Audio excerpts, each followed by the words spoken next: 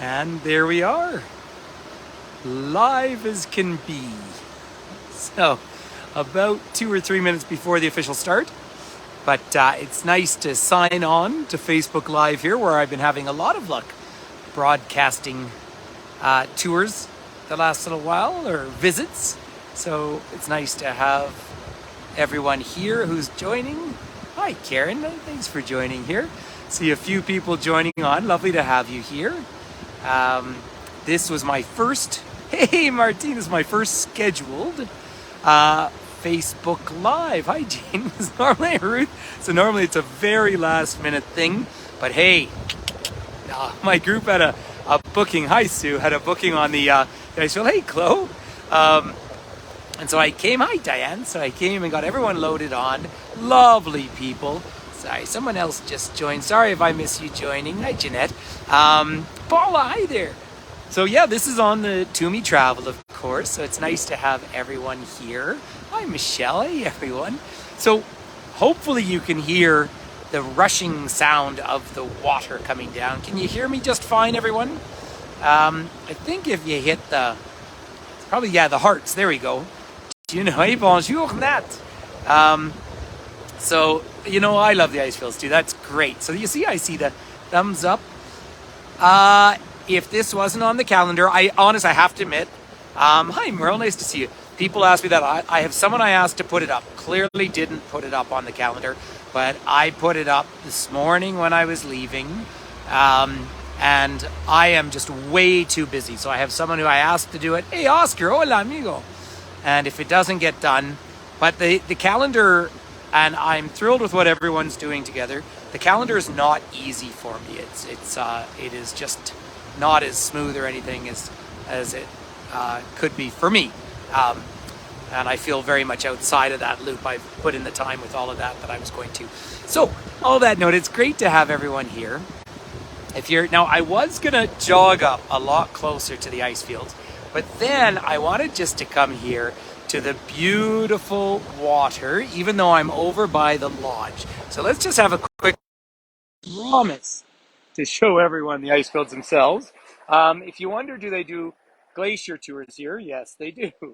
But it's interesting now that they've put one of their snow coaches on the side of the road there with some advertising on it. Thanks, Chloe. Because they get so sold out, and it makes me wonder if some of their visitation numbers are dropping. It does make me wonder.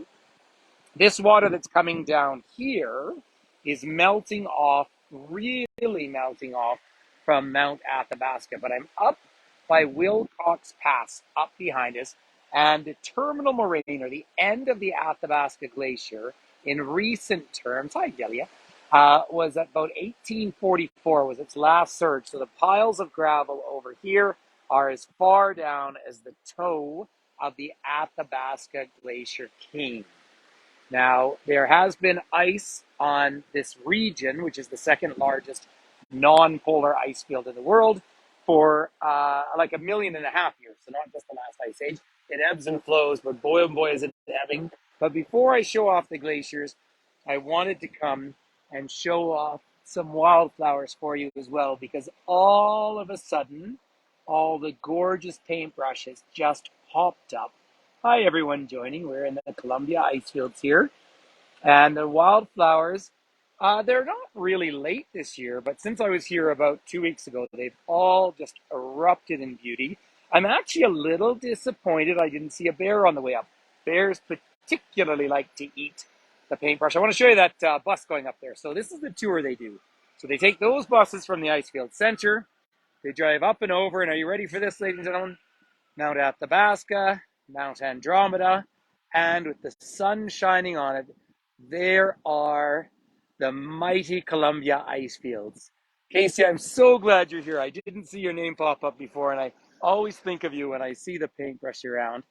In fact, you're the reason when I was walking down here, I said I'd like to stop and show you some paintbrush. Hi, Mohammed. Nice to have you here. Hi, Jay. So let me just bring you back to flowers, and then we'll go and walk up towards the ice fields themselves. But yeah, all of this paintbrush literally just popped the last, well, I mean, we had heavy snow up here last weekend. And it rained, of course, in around Banff, which is good news. Went through quite a bit of rain today. This water that is just coming out through here is coming off of Ripple Lake, which is the melt off of Mount Athabasca up here. I have climbed that one previously, not this time of year. You can actually see, well, the clouds have moved in a bit, but you can see the evidence of some avalanche action. One more stand, Casey, of gorgeous paintbrush coming up here. I know people historically have called it Indian paintbrush. Of course, in this country, it just doesn't seem appropriate to be talking about sort of, it's paintbrush. And bears love the taste of these particular flowers because I've watched, particularly black bears on the side of the road, skipping the other flowers and eating the heads off of these ones. So that's pretty neat. So it does give me a moment to do a quick hello once again for those of you joining me. Hi there, I'm Patrick Toomey, and this is Toomey Travel. It's lovely to have you here. I am actually on Treaty 6 territory up here. I'm in Jasper National Park. This is the land of the Blackfoot First Nation, but also the Cree First Nations, Métis Treaty 3. Um, this is also grizzly bear territory. They tend to den just along the edge of the snow line or the tree line more than anything else. But these are the second largest non-polar ice fields in the world. Now you're going to see a pile of rubble out in front of me here with the ice fields behind. Anytime you see these strips of this ground up earth, that is where the glacier has stopped at different periods in its time. And look at these tiny trees just coming to life down through here. Hi, Sue. And they're sheltered from the almost continuous winds, which we don't have just at the moment, but the famous katabatic wind that is formed by glaciation as it creates its own weather system. Also, just for fun of it, some of the bushes around, but also a nice strip of quartz there. That's about the hardest rock that we get in the Canadian Rockies here. Now, glaciers form. The ratio in feet is roughly, I'm working with an American group now, so I've been trying to translate to feet and inches, but 9 feet of snow to get an inch of glacial ice. So 3 meters to 2 centimeters. And it all compresses in on itself. The snow that we see up here, there are hundreds and thousands of tons of it. So up top is the Columbia ice field itself. Now the ice field, imagine, is like an ocean of ice or a great big lake of ice. This particular one, the local guides always give the example that it's roughly the size of the city of Vancouver. Flowing towards us, 6 kilometers long, 4 miles, is the Athabasca Glacier, one of the 6 that flow off of it. Hi, Marilyn. And this is an amazing sight, particularly Mount Snowdome up there, and there's Mount Alberta. But Mount Snowdome is one of the very few tri-continental divides in the world. So that water that melts can go to the Arctic, the Pacific, or the Atlantic. And let me just talk about this for a moment. This is where the glacier was in 1890, for example. Not a beautiful photo in its own way. So the glacier was here in 1890. So really rather remarkable. And it's receding. However, the ebb and the flow, like I was saying earlier, I mean, they recede and they expand. This is normal. They flow as they come down the valleys and they gain mass generally in the winter. But as is the case with effectively all glaciers on planet Earth, these are receding much faster than they're growing. For those of you from the UK on board, here's someone who's rented a car and decided to put their Union flag on the outside of it. There you go, representing in whatever form. But I want to come down. I normally walk straight up this side on my tour, so I thought I would take a slightly different walk with everyone down this hill a little bit for the fun of it. Now, you can also see the big hanging glaciers up to the sides, either side. We do have avalanches here, and I've seen avalanches. Thank you for the stars someone sent. It's fun. I still don't honestly know particularly how that works, but I'm sure it will all amass and one day lead to a happy retirement. But down below, as the glaciers are not melting from the top, they're melting from the underside. The nice white of it is reflecting the sun off of it. So when they get dirty, that's a really bad sign for the glaciers. It is so beautiful, Merle. But underneath, it's melting. And so that hill, you'll see people maybe walking over. I have done tours up there with all of you before. Um, but it's melting down into this lake down here, Little Sunwapta Lake. Hi, Dan. And then that, oh, one little chipmunk here, just saying hi. There you go, bit of wildlife on the side of the road. Sorry, there's a car coming, so there he goes, made it across. Oh, he's got something in his nose. So that, oh, there's one of the ice walk companies. Um, so that flows out. By the way, I just showed you at the top of the road where the ice was in 1890. Here's 1908. Remember? Well, let me talk about that in a minute. I just want to come back to the outflow of Sunwapta because this becomes, as it flows north, the Sunwapta River Valley. And that flows all the way up and pours eventually into the Athabasca. And the Athabasca flows past Jasper, curves to the east. It goes along Jasper Lake, which is a real highlight, a highlight of highlights. Why I say that is it's actually a floodplain, and it will fill up with water about maybe 3 or 4 centimeters, 2 inches deep. And it's one of those places you can get a photo of walking on water. But that makes its way through a series of systems into the Mackenzie system and way up to the Arctic. So we're still quite a way south here. You know, we're only about 53, not even 53 degrees north, yet we're part of the Arctic system to the north. Now, I do want to say the wild beauty is fantastic. I agree. Do want to say that I've never had problems, but this is the first time I've tried a Facebook Live here. If it were just to freeze up on me, it never says buffering or anything, but if it were, then I would just sign back on and try again. Hopefully it holds though. So it's having more luck with Facebook than I am with YouTube. So coming back to the science, obviously the Industrial Revolution starts, we could pick our dates, but the middle of the 19th century, and that was particularly coal powered. But when you have these gigantic ice fields like this and Greenland, places like that, you can core down into them and you can see the eruption of Krakatoa. You can even find Mount St. Helens, but we can see when suddenly burning fossil fuels start to show up. So obviously, and these talks aren't just about climate change, but it does matter. Oh, that's great to hear. So it is a significant reality of these environments that they're being directly affected. Now we have all of a sudden no wind whatsoever.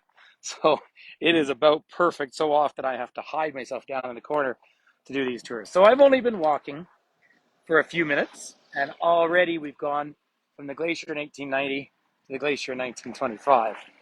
And when you walk up and over that hill in the distance, you see what it was like in the most recent number of decades.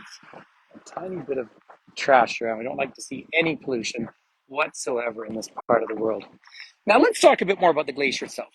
So, and it is interesting because if you come from mountain regions in the world, so often, if you're down in more tropical places, you will see these V-shaped valleys. You see some of those in the Alps as well, whereas here in the Canadian Rockies, generally you see these big U shapes, and that's because that glacier has compressed that valley down. So the Canadian Rockies pop up out of the ground. Let's split the difference and say 85 million years ago.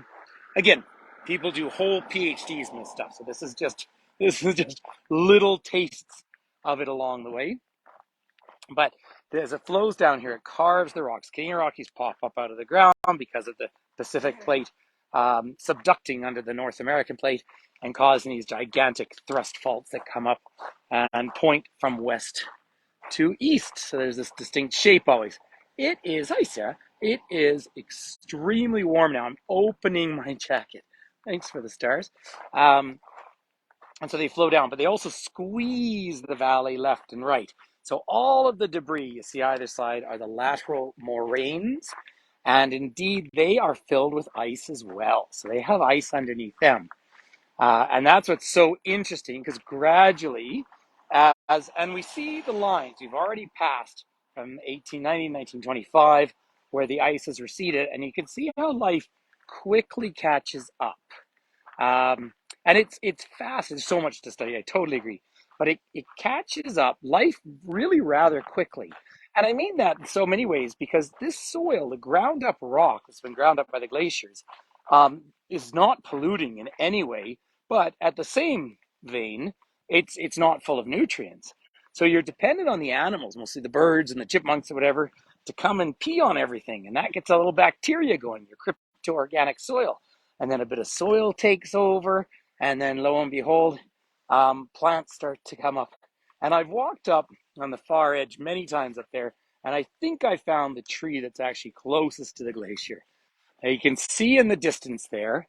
I do apologize. I don't believe I have a zoom, but there is one of the snow coaches make its way down the hill, down onto the ice. I did want to address that for 1 second. People ask me quite often whether they think the snow coaches are environmentally poor, if they're unethical, aside from the fact that all vehicles are polluting, which of course is a collective term. Um, I'm not opposed to the tour because I think it exposes people to an ecosystem and environment that you just wouldn't see anywhere else in the world, or very easily. This is the most accessible glacier in the world in many senses, even though you have to come all the way to the Canadian Rockies to get here. So, and the snow coaches are doing no damage to the glacier itself. All winter. Now, last winter we didn't have a ton of snow, but all winter, of course, the snow builds up on it and cleans up whatever little mess comes out. They do actually build in one little bit of flowing water to clean the tires as they get out onto the glacier, because if the glaciers get dark on top, then they will start melting faster from the top and not the bottom. And have a look at all those fabulous hanging glaciers up in the distance. So they're all stuck on the side, gradually flowing down the mountain. And I can see a little bit of blue ice up there. It means they're melting. But look at this. This is melting ice, and it's becoming a bit of a tradition. So I'll show you how clean and beautiful this water is, because I have absolutely no problem with coming down and drinking this water, right? And it's yummy. The only kind of water you don't drink out in the mountains is if it's stagnant. If it's stagnant and animals are doing their business, then you can get a little bacteria, giardia, or beaver fever, as we call it. But this is delicious. And when I send people out on the tours, I tell them to take a bottle with them, and they can fill it up. And say, if you feel the need to have to purify your water, then all you do is you add some Canadian whiskey, but specifically Canadian whiskey, right? There. See, this is how warm it is out here today. So it's nice to come out and have a bit of glacial water. So let's keep going for a bit more of a walk, everyone. I'm just trying to turn you around here. There we go. I just let this vehicle come by. So this bit of road takes a fair bit of work. Road's only open for a few months of the year when the snow melts off it. And all these big rocks that are churned over. If I were out in British Columbia, I would be hanging out by a river like this looking for gold, but I'm not going to find any gold here. And that's because these mountains are so porous and limestone. So here we are, 1935. So, do you know, one thing I don't see, I apologize if I'm explaining my process of learning to you a little bit with these live videos, but I don't see the time anywhere. So, I'm sure someone would kindly tell me when I'm up to around 30 minutes. It's all these different fun things to kind of calculate doing these live tours, but it's so nice to connect with people. Of course, many people I have known before, but if you're here, it means that you at least follow To Me Travel. Oh, thanks, Martine. Well, I thought we could get up a little ways. Now, you're going to start hearing a bit of wind. It's rare not to have any wind, and so it's pick you up again. In fact, the cloud up at the back of the glacier is pretty wild because it looked like a great big thunderhead.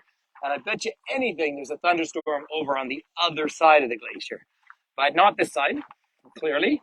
But that is the Continental Divide up there. So the other side, there's one of the glaciers that flow off of here, flowing down into the Pacific Ocean. Now, I do want to show how the weather's already shifted just since we started walking along. That's interesting. Now, yeah, who knows? But there's some weather moving in. Had some fairly heavy rain just before Lake Louise. So to get here, I'm staying in Canmore, Alberta right now, but if I say Banff, here to Banff nonstop is just a little over 2 hours, right? And then you're about an hour and 15 minutes straight up the valley there to get into Jasper. So I am in Jasper National Park right now, the largest of the four contiguous parks out here. And it's also a dark sky preserve. So for those who would like to come see the Northern Lights, good place to give it a go. So hi for everyone who's joining. So the glacier was here in 1942. So while people were having a terrible time in World War II, the glacier was sitting right here. So doesn't this put it in some perspective? Look how much growth is happening all along here, despite the fact that 81, 82 years ago, this was all under ice. So it is remarkable. Mount Andromeda has just come out with some light on it now. Mount Athabasca up to the left here. And they are just so beautiful to see. Now, I'm not going to try and get down to the parking lot because we lose all our view for ages when I go up that hill. So I'm going to wander up this way a little bit. Now, I do my best, of course, to avoid any growth when I'm walking along out here. Obviously, I want to show you as much as possible, but I have no interest in doing any damage to our environment here. That is a great question. So both two good questions. Sorry. Martine's asking about the hotel and Karen's asking about the Northern Lights. So let me ask the second one first. The Northern Lights, obviously it could occur any time of year. You're just not going to see them unless it's dark, right? So that's just a natural factor. But up in the Northwest Territories, which is probably the highest occurrence in the world because they don't have a lot of cloudy nights, they seem to suggest March is the best month for seeing them. But obviously in the middle of winter. So as you go further north, like right now, it's light until 11 o'clock at night. So, and then it's not all that dark. So you're getting a short window to see them. Whereas in the middle of winter, up in Jasper, in December, it's dark by 4 and it's dark till 9 o'clock in the morning. That heightens your chances of seeing them. So hopefully that answers that a little bit. Martine, in my opinion, staying at this hotel is actually wonderful. It is, the catering, the food, there's lots of complaints about that, but I've only stayed a couple of times in my life, but it is such a treat. All of the rooms are up on the third floor there. To wake up there and wake up as early as possible and come out, and ideally there's a big rocking katabatic wind, and you go for a morning walk, a vigorous walk up towards the glacier. I think it's a pretty spectacular thing to do. And sunrise it is actually, to be honest, Martine, now, back when I used to be on that platform, Hago, that existed previously, I used to camp up here in my van and be here for sunrise in the quieter months before, because it's only open for the summer, the lodge, so I'd be here before that. And I mean, I'd wake up to minus 10 or minus 15 and have to boil some water, of course, to make my morning coffee or my tea and to see the light. But it really is luck of the draw how it hits the environment, of course. But that's hi, Chris. Hey, nice to see you. It's been a while. Big hugs to you and a happy Sunday. By the way, I want to show you when I was talking about quartz earlier. There is a chunk of quartz right there. So that is pretty much the hardest rock in the Rocky Mountains. Quartz is what you look for if you're looking for gold. But again, you're not going to find gold here because it's so porous. But yes. Oh, I do need to mention, by the way, for those of you who are interested, hey, Paul and Sheila, hi there. Welcome back to the Icefields.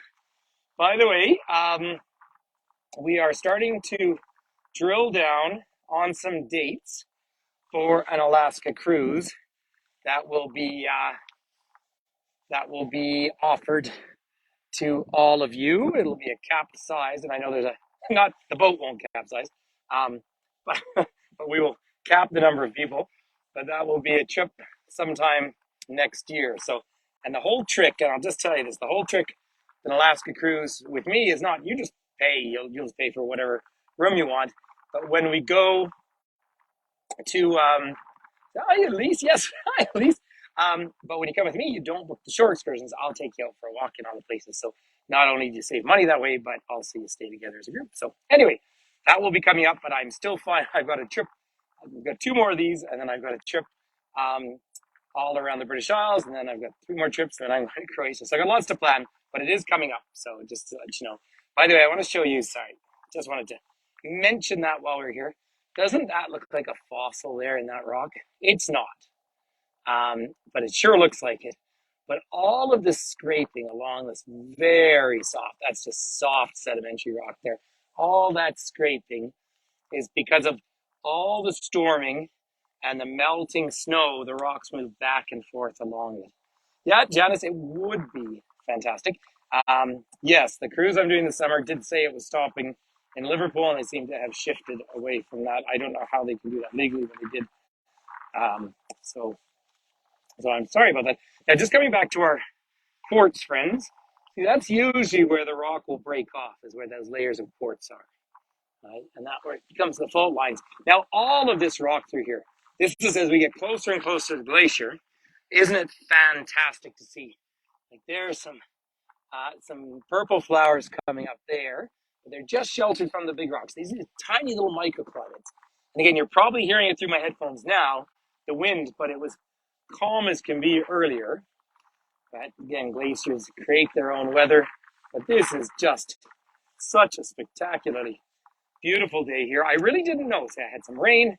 I almost thought it was going to snow on the way up, and then pulled up here, and the sky was clear.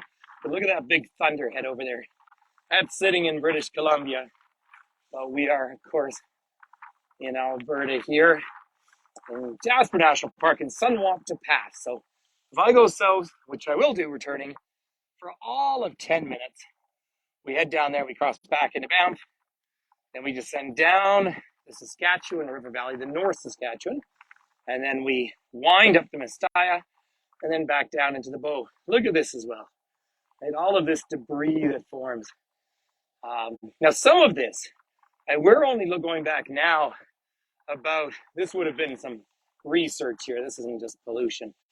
We're only going about 50 years back now, and this was all under ice. And when you climb up and over that hill in the distance, hey, Terry, you climb up and over that hill, then you start to see how far it's receded just in 10 years. And this winter, we only had 2 real cold spells and not a ton of snow. So boy, oh boy, we love it when it snows heavily, brings a bit more life into the glacier. And it's not just for the sheer pleasure of looking at the glacier. It's much more significant than that. And that is because this is, not this one, but down the side, the Saskatchewan Glacier, is the headwaters of that mighty Saskatchewan River system. And then Bow Glacier is the headwater of the Bow River, which flows into the Saskatchewan. But that's the main source of water. Thanks, Glenn.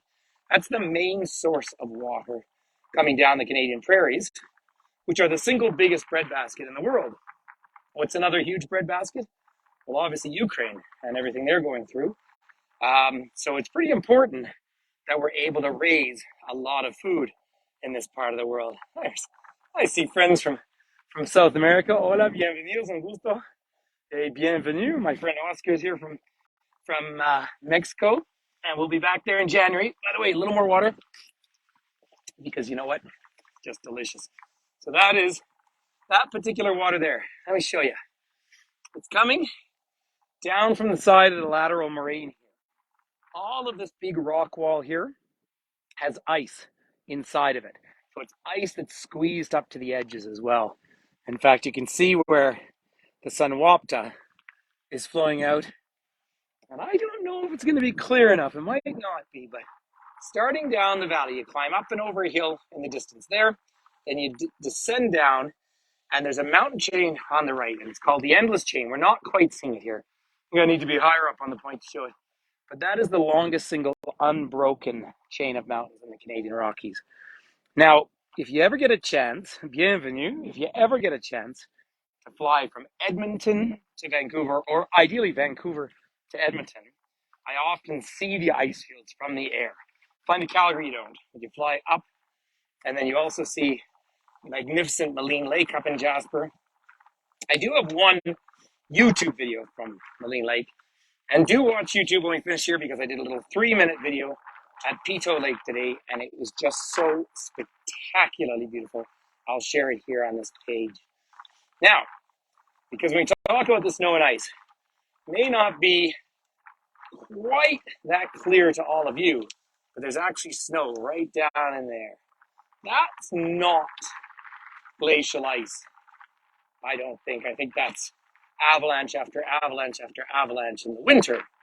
So some of you have been here with me in the winter where you almost cannot distinguish between what's a glacier and what is snow.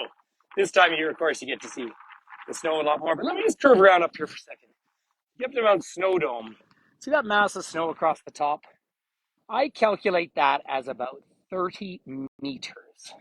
So I'm up at 2,100 meters, roughly. No, sorry, 1,900 meters, about 6,500 feet.